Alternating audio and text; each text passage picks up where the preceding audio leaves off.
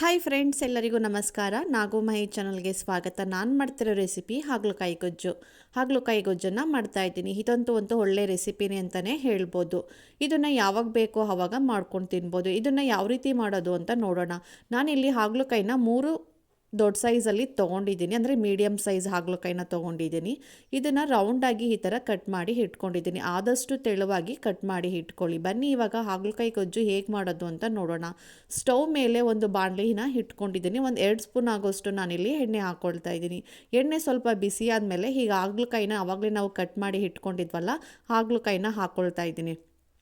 ಈ ಹಾಗಲಕಾಯಿನ ತುಂಬ ಕಹಿ ಅಂತ ಇಷ್ಟಪಡಲ್ಲ. ಸೊ ಆದಷ್ಟು ಆರೋಗ್ಯಕರವಾದ ರೆಸಿಪಿ ಅಂದರೆ ಈ ಹಾಗಲಕಾಯಿ. ಇದಂತೂ ಶುಗರ್ ಪೇಷಂಟ್ಗೆ ತುಂಬಾ ಒಳ್ಳೆಯದು. ಇದು ಪಿತ್ತಗೆ ಮತ್ತು ತಲೆ ಸುತ್ತು ಬರ್ತಾ ಇದೆ ಅಂದ್ರಲ್ಲ, ಅಂಥವರಿಗೆ ಈ ಥರ ಹಾಗಲಕಾಯಿ ಮಾಡಿಕೊಟ್ರೆ ತುಂಬಾ ಚೆನ್ನಾಗಿರುತ್ತೆ. ಮತ್ತು ಹಾಗಲಕಾಯಿ ಫ್ರೈ ಮಾಡ್ಕೊಳ್ತಾ ಇದ್ದೀನಿ. ಮೀಡಿಯಮ್ ಫ್ಲೇಮಲ್ಲಿ ಇಟ್ಕೊಂಡು ಮಿನಿಮಮ್ ಏನಿಲ್ಲ ಅಂದ್ರೂ ಒಂದು 10 ನಿಮಿಷ ಇದನ್ನು ಚೆನ್ನಾಗಿ ಫ್ರೈ ಮಾಡ್ಕೋಬೇಕಾಗತ್ತೆ. ಇದು ಲೈಟಾಗಿ ಗೋಲ್ಡನ್ ಕಲರ್ ಬರೋವರೆಗೂ ಫ್ರೈ ಮಾಡ್ಕೊಳ್ಬೇಕು. ಈ ಗೊಜ್ಜು ತುಂಬಾ ಚೆನ್ನಾಗಿರುತ್ತೆ ಮತ್ತು ಎಲ್ಲದಕ್ಕೂ ಕಾಂಬಿನೇಷನ್ ಚೆನ್ನಾಗಿರುತ್ತೆ. 10 ನಿಮಿಷ ಈ ಥರ ಚೆನ್ನಾಗಿ ಫ್ರೈ ಮಾಡ್ಕೊಂಡಾದ್ಮೇಲೆ ಒಂದು ಪ್ಲೇಟ್ಗೆ ಎತ್ತಿಟ್ಕೊಳ್ತಾ ಇದ್ದೀನಿ. ಅದೇ ಬಾಣಲಿಗೆ ಒಂದು 3 ಸ್ಪೂನ್ ಆಗೋಷ್ಟು ಎಣ್ಣೆ ಹಾಕ್ಕೊಳ್ತಾ ಇದ್ದೀನಿ. ಸ್ವಲ್ಪ ಸಾಸಿವೆ ಹಾಕ್ಕೊಳ್ತಾ ಇದ್ದೀನಿ, ಸ್ವಲ್ಪ ಜೀರಿಗೆ ಹಾಕ್ಕೊಳ್ತಾ ಇದ್ದೀನಿ. ಇವೆರಡು ಚಟಪಟ ಅಂತ ಸಿಡ್ದಾದ್ಮೇಲೆ ನಾನಿಲ್ಲಿ 1 ಮೀಡಿಯಮ್ ಸೈಜು ಬೆಳ್ಳುಳ್ಳಿನ ಸ್ವಲ್ಪ ಕಲ್ಲಿಂದ ಕ್ರಷ್ ಮಾಡಿ ಹಾಕ್ಕೊಳ್ತಾ ಇದ್ದೀನಿ. ಅದು ಬೆಳ್ಳುಳ್ಳಿ ಎಲ್ಲ ಸ್ವಲ್ಪ ಚೆನ್ನಾಗಿ ಫ್ರೈ ಆದಮೇಲೆ ನಾನು ಖಾರಕ್ಕೆ ಅನುಗುಣವಾಗಿ 4ರಿಂದ 5 ಹಸಿಮೆಣ್ಸಿಕಾಯಿನ ಹಾಕ್ಕೊಳ್ತಾ ಇದ್ದೀನಿ. ನೀವು ಬೇಕಂದರೆ ಹಸಿಮೆಣ್ಸಿಕಾಯಿನ ಹಾಕ್ಕೊಳ್ಳಿ, ಬೇಡ ಅಂದರೆ ಸ್ಕಿಪ್ ಮಾಡ್ಕೋಬೋದು. ಇಲ್ಲಿ 2 ಮೀಡಿಯಮ್ ಸೈಜ್ ಈರುಳ್ಳಿನ ಈ ಥರ ಉದ್ದಕ್ಕೆ ಕಟ್ ಮಾಡಿ ಹಾಕ್ಕೊಳ್ತಾ ಇದ್ದೀನಿ. ಸ್ವಲ್ಪ ಹಸಿ ಕರಿಬೇವನ್ನು ಸೇರಿಸ್ಕೊಳ್ತಾ ಇದ್ದೀನಿ. ಇದನ್ನೆಲ್ಲ ಹಾಕ್ಕೊಂಡು ಚೆನ್ನಾಗಿ ಫ್ರೈ ಮಾಡ್ಕೋಬೇಕಾಗತ್ತೆ. ಬೆಳ್ಳುಳ್ಳಿನ ಸ್ವಲ್ಪ ಆದಷ್ಟು ಜಾಸ್ತಿನೇ ಹಾಕ್ಕೊಳ್ಳಿ. ಹಾಗಲಕಾಯಿ ಗೊಜ್ಜು ಟೇಸ್ಟು ತುಂಬಾ ಚೆನ್ನಾಗಿರುತ್ತೆ ಮತ್ತು ಆರೋಗ್ಯಕ್ಕೂ ಒಳ್ಳೆಯದು ಈ ಬೆಳ್ಳುಳ್ಳಿ ತಿನ್ನುವುದರಿಂದ. ಇವಾಗ ನಾವು ಟೊಮೊಟೊನ ಹಾಕ್ಕೊಳ್ತಾ ಇದ್ದೀನಿ.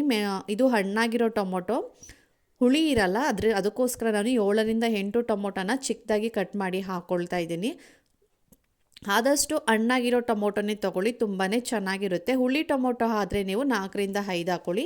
ಸ್ವಲ್ಪ ಉಪ್ಪು ಹಾಕ್ಕೊಳ್ತಾ ಇದ್ದೀನಿ, ಯಾಕಂದರೆ ಟೊಮೊಟೊ ಸ್ವಲ್ಪ ಚೆನ್ನಾಗಿ ಫ್ರೈ ಆಗಬೇಕು. ಅದಕ್ಕೋಸ್ಕರ ಸ್ವಲ್ಪ ಉಪ್ಪನ್ನು ಹಾಕ್ಕೊಂಡು ಈ ಟೊಮೊದಲ್ಲಿ ನೀರಿನ ಅಂಶ ಎಲ್ಲ ಬಿಡೋವರೆಗೂ ಚೆನ್ನಾಗಿ ಫ್ರೈ ಮಾಡ್ಕೋಬೇಕಾಗುತ್ತೆ. ನೋಡಿ, ಈ ಥರ ಚೆನ್ನಾಗಿ ಫ್ರೈ ಮಾಡ್ಕೊಂಡು ಆದಮೇಲೆ ನಾವು ಆವಾಗಲೇ ಫ್ರೈ ಮಾಡಿ ಇಟ್ಟಿರುವ ಹಾಗಲಕಾಯಿಯನ್ನು ಹಾಕ್ಕೊಂಡು ಫ್ರೈ ಮಾಡ್ಕೊಳ್ತಾ ಇದ್ದೀನಿ.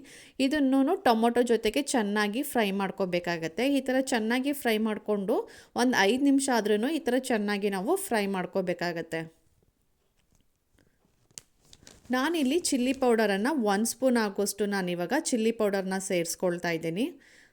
ಮತ್ತು ಒಂದು ಅರ್ಧ ಸ್ಪೂನ್ ಆಗೋಷ್ಟು ಧನಿಯಾ ಪುಡಿ ಮತ್ತು ಕಲರಿಗೋಸ್ಕರ ಸ್ವಲ್ಪನೇ ಅರಿಶಿನದ ಪುಡಿನ ಹಾಕ್ಕೊಳ್ತಾ ಇದ್ದೀನಿ.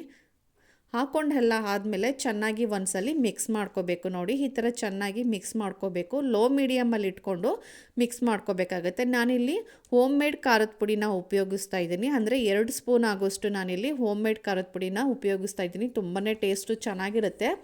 ಈ ಥರ ಖಾರದ ಪುಡಿ ಹಾಕಿ ಮಾಡೋದ್ರಿಂದ ತುಂಬಾ ಕಹಿ ಅಂತ ಏನೂ ಅನಿಸಲ್ಲ, ತುಂಬಾ ಟೇಸ್ಟು ಚೆನ್ನಾಗಿರುತ್ತೆ. ಖಾರದ ಪುಡಿ ಎಲ್ಲ ಹಾಕ್ಕೊಂಡು ಚೆನ್ನಾಗಿ ಮಿಕ್ಸ್ ಮಾಡ್ಕೊಂಡಾದಮೇಲೆ ನಾನಿಲ್ಲಿ 1 ಗೋಲಿ ಗಾತ್ರದ ಸೈಜ್ ಆಗೋಷ್ಟು ನಾನು ಹುಣಸೆ ಹಣ್ಣನ್ನ ನೆನೆ ಹಾಕಿ ಇಟ್ಕೊಂಡಿದ್ದೆ. ಇವಾಗ ಆ ಹುಳಿಯನ್ನು ನಾನು ಇವಾಗ ಹಾಕ್ಕೊಳ್ತಾ ಇದ್ದೀನಿ. ಇದನ್ನು ಒಂದು 5ರಿಂದ 10 ನಿಮಿಷ ಚೆನ್ನಾಗಿ ಮಿಕ್ಸ್ ಮಾಡ್ಕೋಬೇಕಾಗತ್ತೆ. ಈ ಥರ ಮಿಕ್ಸ್ ಮಾಡ್ಕೊಂಡಾದ್ಮೇಲೆ ಮತ್ತೆ ರುಚಿಗೆ ತಕ್ಕಷ್ಟು ನಾನಿವಾಗ ಉಪ್ಪನ್ನು ಸೇರಿಸ್ಕೊಳ್ತಾ ಇದ್ದೀನಿ. ಇದನ್ನು ಇವಾಗ ಲೋ ಮೀಡಿಯಮಲ್ಲಿ ಇಟ್ಕೊಂಡು ಚೆನ್ನಾಗಿ ಮಿಕ್ಸ್ ಮಾಡ್ಕೋಬೇಕಾಗತ್ತೆ. ಯಾಕಂದರೆ ನಾವು ಸ್ಪೈಸಸ್ ಎಲ್ಲ ಹಾಕಿರ್ತೀವಿ ಮತ್ತು ಹುಳಿ ಎಲ್ಲ ಹಾಕಿರ್ತೀವಲ್ಲ, ಅದೆಲ್ಲ ಹಾಗಲಕಾಯಿಗೆ ಚೆನ್ನಾಗಿ ಹಿಡಿಬೇಕು. ಅಲ್ಲಿ ತನಕ ಇದನ್ನು ಒಂದು 5 ನಿಮಿಷ ಚೆನ್ನಾಗಿ ನಾವು ಫ್ರೈ ಮಾಡ್ಕೋಬೇಕಾಗತ್ತೆ. ಈ ಗೊಜ್ಜು ತುಂಬಾ ಖಾರವಾಗಿ ಹುಳಿ ಹುಳಿಯಾಗಿ ಇದ್ರೇ ತಿನ್ನೋಕ್ಕೆ ತುಂಬಾ ಟೇಸ್ಟಿಯಾಗಿ ಚೆನ್ನಾಗಿರುತ್ತೆ. ನಾನಿವಾಗ ಸ್ವಲ್ಪನ ನೀರನ್ನು ಹಾಕ್ಕೊಳ್ತಾ ಇದ್ದೀನಿ. ಸ್ವಲ್ಪ ನೀರು ಹಾಕ್ಕೊಂಡು ಮತ್ತೆ ಆ ಸ್ಪೈಸಸ್ ಎಲ್ಲ ಚೆನ್ನಾಗಿ ಮಿಕ್ಸ್ ಮಾಡ್ಕೊಳ್ತಾ ಇದ್ದೀನಿ. ಮತ್ತು ನೀವು ಜನ ಕ್ವಾಂಟಿಟಿ ನೋಡಿಕೊಂಡು ನೀರನ್ನು ಹಾಕ್ಕೊಳ್ಳಿ. ನಾನಿಲ್ಲಿ ಸ್ವಲ್ಪ ನೀರನ್ನು ಜಾಸ್ತಿನೇ ಹಾಕ್ಕೊಳ್ತಾ ಇದ್ದೀನಿ. 3 ಕಪ್ ಆಗೋಷ್ಟು ನಾನಿಲ್ಲಿ ನೀರನ್ನು ಹಾಕ್ಕೊಳ್ತಾ ಇದ್ದೀನಿ. ನೀರು ಹಾಕ್ಕೊಂಡು ಚೆನ್ನಾಗಿ ಐ ಫ್ಲೇಮಲ್ಲಿ ಇಟ್ಕೊಂಡು ಇವಾಗ ಚೆನ್ನಾಗಿ ಮಿಕ್ಸ್ ಮಾಡ್ಕೋಬೇಕಾಗತ್ತೆ. ಈ ಥರ ಒಂದು 5ರಿಂದ 10 ನಿಮಿಷ ಇದನ್ನು ಚೆನ್ನಾಗಿ ಕುದಿಸಬೇಕು. ನೋಡಿ, ಈ ಥರ ಚೆನ್ನಾಗಿ ಕುದಿಬೇಕು. ಇವಾಗ ಇದಕ್ಕೆ ಲಾಸ್ಟಲ್ಲಿ ಸ್ವಲ್ಪ ಕೊತ್ತಂಬರಿ ಸೊಪ್ಪನ್ನು ಈ ಥರ ಚಿಕ್ಕದಾಗಿ ಕಟ್ ಮಾಡಿ ಹಾಕ್ಕೊಳ್ತಾ ಇದ್ದೀನಿ. ನೋಡಿ, ಚೆನ್ನಾಗಿ ಹಾಕೊಂಡಾದ್ಮೇಲೆ ಚೆನ್ನಾಗಿ ಒಂದ್ಸಲ ಮಿಕ್ಸ್ ಮಾಡ್ಕೋಬೇಕು. ನೋಡ್ತಾ ಇದ್ರಲ್ಲ, ಇದನ್ನು ರೈಸ್ ಜೊತೆಗೆ ತುಂಬಾ ಟೇಸ್ಟು ಚೆನ್ನಾಗಿರುತ್ತೆ. ಇದನ್ನು ಇವಾಗ ಒಂದು ಪ್ಲೇಟ್ಗೆ ಸರ್ವ್ ಮಾಡ್ಕೊಳ್ತಾ ಇದ್ದೀನಿ. ಈ ಗೊಜ್ಜನ್ನು ಚಪಾತಿಗೆ, ದೋಸೆಗೆ, ರೊಟ್ಟಿಗೆ, ರೈಸ್ಗೆ ಎಲ್ಲದಕ್ಕೂ ಕಾಂಬಿನೇಷನ್ ಚೆನ್ನಾಗಿರುತ್ತೆ. ನೋಡಿದ್ರಲ್ಲ, ಈ ರೆಸಿಪಿ ಇಷ್ಟ ಆದರೆ ಒಂದು ಲೈಕ್ ಮಾಡಿ, ಶೇರ್ ಮಾಡಿ ಮತ್ತು ಕಮೆಂಟ್ ಮಾಡಿ. ಈ ವಿಡಿಯೋನ ನಿಮ್ಮ ಫ್ಯಾಮಿಲಿಗೂ ಶೇರ್ ಮಾಡಿ. Thank you for watching my videos.